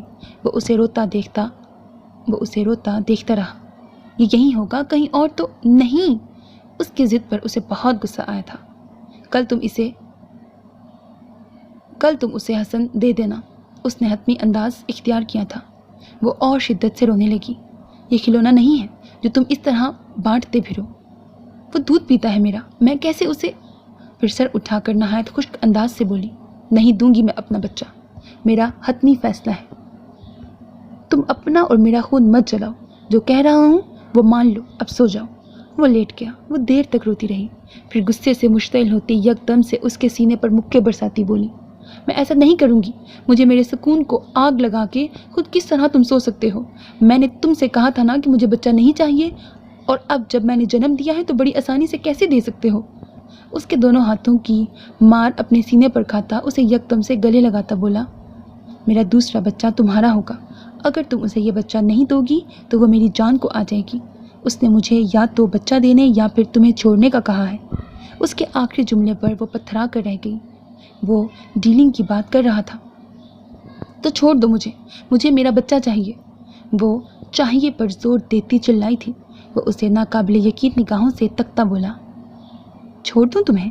ہاں چھوڑ دو مجھے، اس عذاب بھری زندگی سے مجھے نجات مل جائے گی، میں کہیں بھی چلی جاؤں گی، بس مجھے میرا بچہ چاہیے۔ وہ ایک جھٹکے سے اسے خود سے الگ کرتا بولا، عذاب ہوں نا میں؟ اب میں تمہیں بتاتا ہوں کہ عذاب کیا ہوتا ہے۔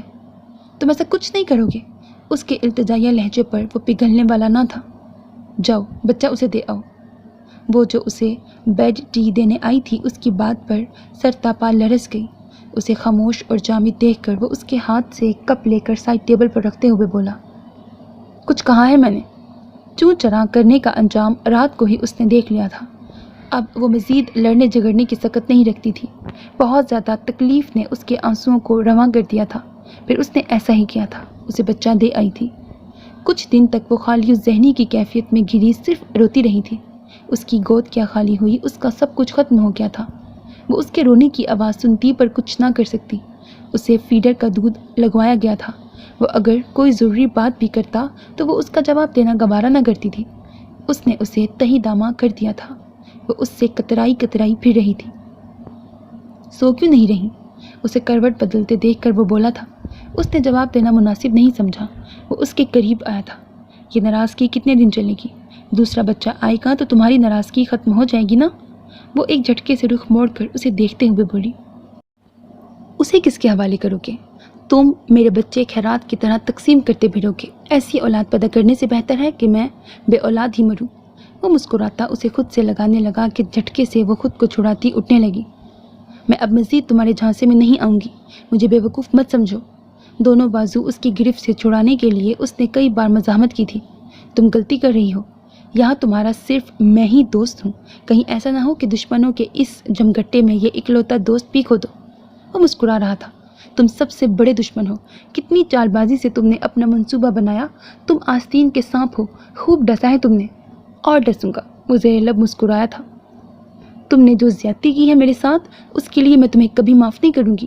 آنکھوں میں نمی لیے اس نے بڑے کرب آمیز انداز میں کہا تھا، تم کچھ بھی کہہ سکتی ہو، میں برا نہیں مان رہا۔ اگر کچھ اور کہنا ہے، بلکہ ایسا کرو اگر زیادہ ہی دل بھرا ہوا ہے تو مجھے مار بھی سکتی ہو، یہ لو۔ دونوں ہاتھ اٹھائے اس نے اپنا سینہ پیش کرتے ہوئے مسکرا کر کہا تھا، مجھے صلح کرنی چاہیے۔ اس نے اس کی آنکھوں میں جھانک کر بڑے عجیب انداز سے کہا تھا۔ وہ خاموش رہی تھی۔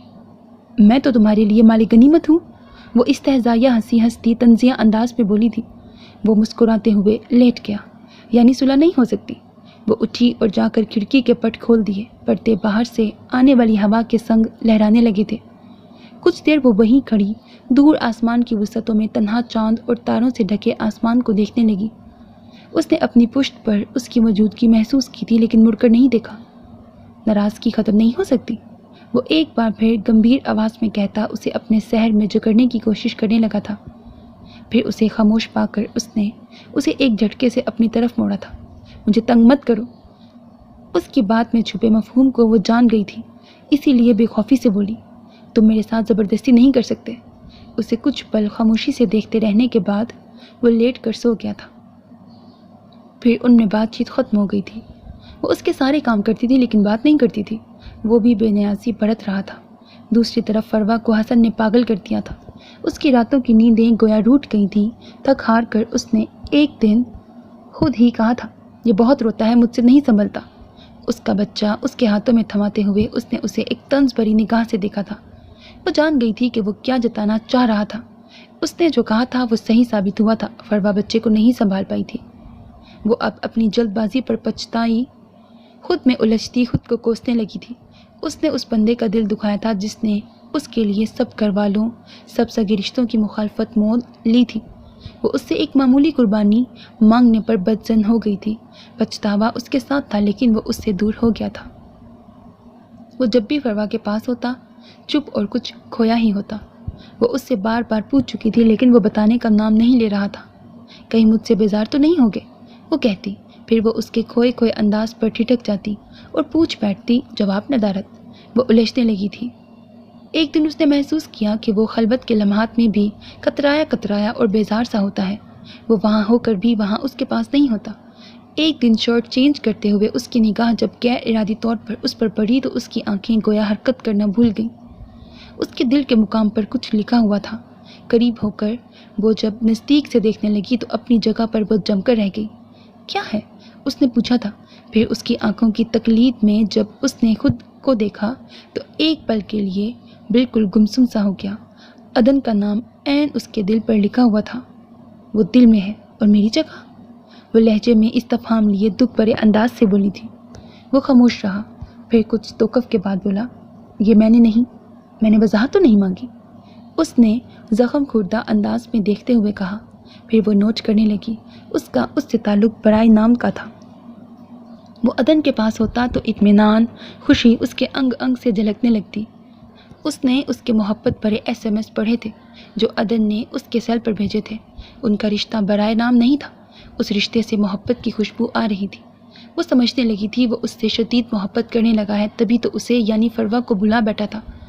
اس نے اسے راتوں کو بستر سے غائب پایا تھا، یعنی وہ اس کے پاس جاتا تھا۔ رات 3 بجے وہ جب غیر ارادی طور پر اٹھی تو اس نے اسے بستر پر نہیں پایا۔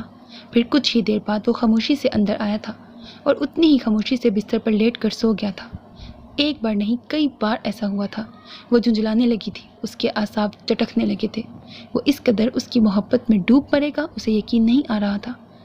وہ اس سے ناراض تھا اور اس سے بات نہیں کر رہا تھا، لیکن جب وہ کپڑے پھیلانے چھت پر گئی تو وہ بھی اس کے پیچھے چلا آیا۔ وہ حسن کے انجیکشن لگوانے کا پوچھنے آیا تھا۔ اسے دوبارہ آفس جانا تھا، اسی لیے وہ بنا تاخیر کیے اس سے بولا، حسن کو انجیکشن لگوانا ہے، ابھی تیاری کرو، اسے جلدی دیر ہو رہی ہے۔ وہ اترنے لگا تھا کہ سیڑھیوں سے آتی فروا کو دیکھ کر جلدی سے رخ موڑ کر کپڑے ڈالتی عدن کو گلے لگا کر اسے چومنے لگا تھا۔ اس کی اس حرکت پر عدن ششدر رہ گئی تھی، جبکہ فروا تو کسی شکستہ عمارت کی طرح لرز گئی تھی۔ وہ جھٹکے سے مڑتی سیڑھیاں اتری تھی، جبکہ وہ حیرت استعجاب کے سمندر میں غوطۂ زن ہوتی اس کی اس حرکت پر حیران کھڑی تھی۔ اسے چھوڑتے ہوئے وہ بولا، جلدی تیار کرو اسے۔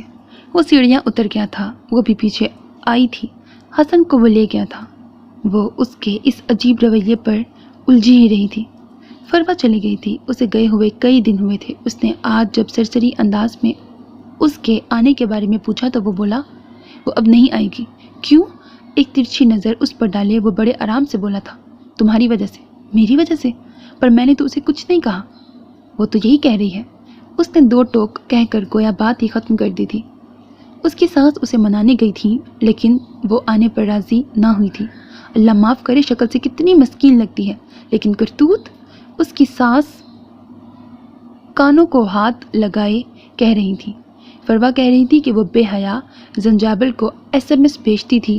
اس نے خود عدن کے محبت بھرے SMS پڑھے ہیں، اور تو اور راتوں کو زنجابل کو اپنے کمرے میں بلاتی تھی۔ کئی بار تو اس نے کچھ توقف کر کے بولی، یہی ہے ذمہ دار اس کی برباد زندگی کی۔ سامنے کھڑی عدن بت بن گئی تھی۔ میں نے یہ سب، چپ کرو بدذات، تم ہی سارے فساد کے جڑ ہو۔ انہوں نے اسے سخت لہجے میں لتاڑا تھا۔ وہ خاموش بیٹھا بڑے آرام سے سب سن رہا تھا، لیکن کچھ دیر بعد ہی اسے سب سمجھ میں آیا تھا۔ چھت والی حرکت اور اس طرح کے 2-3 چھوٹے واقعات سے وہ بہت کچھ سمجھ گئی تھی۔ رات کو اس کے کمرے میں آتے ہی وہ جیسے پھٹ پڑی تھی۔ تم نے کیا ہے نا یہ سب، تم نے جان بوجھ کر؟ ہاں، اب تمہیں بھی سکون آئے گا اور اسے بھی، اس نے مطمئن انداز میں کہا اور بیڈ پر لیٹے حسن کو اٹھاتے ہوئے چومنے لگا تھا۔ یہ سب کر کے تمہیں کیا ملا؟ سکون، اس نے بڑے آرام سے کہا۔ دوسروں کو بے سکون کر کے کون سا سکون حاصل ہو سکتا ہے، اس نے طنز کیا تھا۔ اور دوسرے جو مجھے بے سکون کرتے ہیں ان کا کیا بھلا؟ تم نے کیا کہہ کے اسے بدظن کیا؟ وہ تو مجھے قصوروار ٹھہرا رہی ہے، جواب تو مجھے۔ تمہارے محبت بھرے SMS اور بہت کچھ دکھا کے اب ایک ایک بات کی تفصیل پوچھو گی؟ چلو بتاتا ہوں۔ میں اکثر راتوں کو اس کے بستر سے غائب ہو جاتا تھا۔ وہ سمجھتی تھی کہ میں تمہارے ساتھ چین کی نیند سو کر آ رہا ہوں۔ اپنے جسم پر، اپنے دل کے مقام پر تمہارا نام لکھ کر وہ سمجھتی تھی کہ یہ میں نے تمہاری محبت میں لکھے ہیں۔ اور پھر آخری سین تو تم بھی جانتی ہو، جب میں نے تمہارے گلابی ہونٹوں پر اپنا پیار کیا۔ شرم نہیں آئی تمہیں یہ سب کرتے ہوئے؟ اس نے بے یقین نگاہوں سے اسے دیکھتے ہوئے کہا تھا۔ نہیں، تم بیوی ہو میری، تو پھر شرم کیسی؟ اصل بات سمجھتے ہوئے بھی انجان بن کر اس نے بات بدلی تھی۔ کیوں کیا تم نے اس کے ساتھ ایسا؟ وہ تم سے محبت کرتی تھی۔ وہ طلاق مانگ رہی ہے اور میں اسے طلاق دے رہا ہوں۔ وہ بڑے شفاق انداز میں دھماکہ کر گیا تھا۔ کیا؟ وہ حیرت سے گنگ تھی۔ تم ایسا نہیں کر سکتے۔ ہم اسے بتا دیں گے کہ یہ سب جھوٹ تھا اور وہ جو سمجھتی ہے وہ سب غلط ہے۔ میں ابھی اسے فون… تم میری مرضی کے بغیر کچھ نہیں کرو گی۔ اس نے اس کے بڑھتے قدموں کو روکا تھا۔ اس کے حق میں بہتر یہی ہے کہ وہ اپنی زندگی بنا لے۔ میں ایسا نہیں ہونے دوں گی، اس نے سرنفی میں ہلاتے ہوئے کہا تھا۔ تم نہیں، میں دوں گا طلاق۔ اب یہ فضول کے بحث چھوڑ دو۔ تم اتنے شفاق ہو سکتے ہو؟ وہ چلائی تھی۔ ہاں ہو سکتا ہوں، جب تم جیسی بیوی ملے گی تو ایسا ہی شفاق ہوں گا میں نے تم سے یہ سب کرنے کے لیے نہیں کہا تھا۔ وہ تلخ ہوئی تھی۔ حسن کو بیڈ پر لٹاتے وہ بڑے دلکش انداز میں کہتا بولا، تم نے تو مجھے مجبور کیا ہے یہ سب کرنے پر۔ اس نے اس الزام پر وہ تڑپ اٹھی تھی۔ میں نے مجبور کیا یا تم خود جان چھڑا رہے ہو؟ تمہارا دل بھر گیا ہوگا، تم مرد ہوتے ہی ایسے ہو، جب دل چاہا سر پر بٹھایا اور جب دل چاہا فرش پر پٹک دیا۔ اچھا، بڑا تجربہ ہے مردوں کا۔ وہ پاس آ کر اس کے بالوں کی لٹ چھو کر بولا، تم اسے لے آؤ۔ اس بحث کا انجام سوائے بحث کے کچھ نہیں۔ اب تم ایسا کرو کہ ایک کپ گرما گرم چائے کا بناؤ اور فٹافٹ لے آؤ۔ تم اسے منا کر لے آؤ۔ یہ کیا تماشا لگا رکھا ہے تم نے؟ صبح ہی باپ اس پر برس پڑا تھا۔ خاندان برادری کی بات ہے، کیا ہماری ناک کٹواؤ گے؟ باپ کی بات پر وہ تپ گیا۔ میں نے اسے گھر سے نہیں نکالا کہ میں اسے لے کر آؤں۔ اگر وہ میرے ساتھ رہنا نہیں چاہتی تو پھر ٹھیک ہے، میں اسے طلاق دینے کو تیار ہوں۔ کیا؟ اس کی بات پر باپ آگ بگولا ہوا تھا۔ اب اس ایک لفظ کی کمی تھی یہاں۔ وہ غصے سے سرخ پڑ گیا تھا۔ یہ میرا نہیں، اسی کا فیصلہ ہے، زنجابل نے سکون سے کہا۔ تم اس 2 ٹکے کی لڑکی کے لیے اسے چھوڑنے پر تیار ہو گئے؟ ہر بات میں یہ لڑکی وہ لڑکی، یہ کیا ایک ہی بات کی رٹ لگائے رکھی ہے آپ لوگوں نے؟ وہ میری بیوی ہے۔ کیا بھگا کر لایا تھا جو سب اس طرح طنز کرتے ہوئے لڑکی لڑکی کہتے ہیں؟ اس وقت جرگے کے سامنے انکار کر دیتے۔ وہ 2 ٹکے کی ہے یا خربوں کی، اب میری بیوی ہے اور اس کے خلاف میں ایک لفظ نہیں سنوں گا۔ اگر آپ لوگ چاہتے ہیں تو میں یہ گھر چھوڑ کر چلا جاؤں گا، پھر پوری زندگی میری بیوی کو دیکھ سکیں گے نہ مجھے۔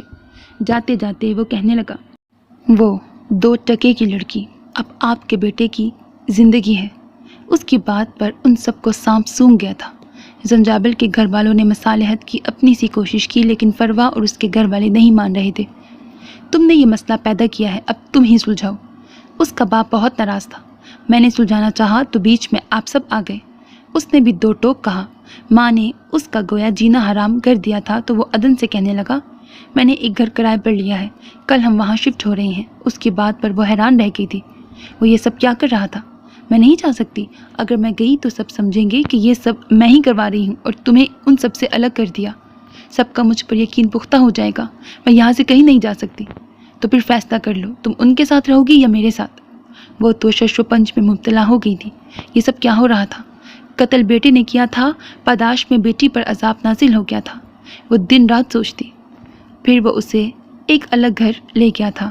یہاں سکون تو تھا، لیکن آئندہ سے متعلق اندیشے اور وسوسے بھی تھے۔ وہ اسے سمجھ نہیں پا رہی تھی۔ اس نے اس کی ذات کو سب کے سامنے قصوروار ٹھہرا دیا تھا۔ وہ جس طرح اس کی زندگی میں آئی تھی، اس لحاظ سے اسے بالکل محسوس نہیں ہوا تھا کہ وہ ایک شوہر کی حیثیت سے اسے اس کا مقام دے، لیکن دن بدن اسے محسوس ہونے لگا کہ کچھ غلط ہونے جا رہا ہے۔